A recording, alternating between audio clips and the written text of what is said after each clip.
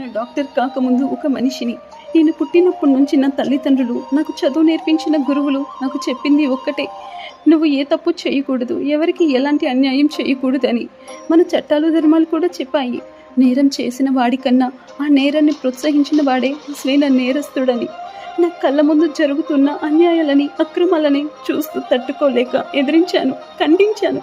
అదే నేను చేసిన తప్ప? అదే నేను చేసిన పాపమా? నేను అందరిలాగే నాకెందుకు అని కళ్ళు మూసుకొని ఉన్నట్లయితే నేను మీలాగా హాయిగా బ్రతికి ఉండేదాన్ని. వాళ్ళ నేరాలని ఎదిరించానని నన్ను అతి దారుణంగా హింసించారు. కాస్త కూడా కనికరం లేకుండా నాపై అత్యాచారం చేసి నా కన్న వాళ్ళకి ఆఖరి చూపులు లేకుండా నన్ను కడతీర్చారు. నేను చనిపోయిన వెంటనే నాకు పేరుకు బదులు కొత్త పేరు పెట్టే ఈ చట్టం, ఈ మానవ మృగాలకి శిక్ష విధించడంలో ఎందుకు ఇంత ఆలస్యం? నా పోరాటానికి, నా చావుకి న్యాయం జరగదా? ఇట్లు న్యాయం కోరుకుంటున్న మీ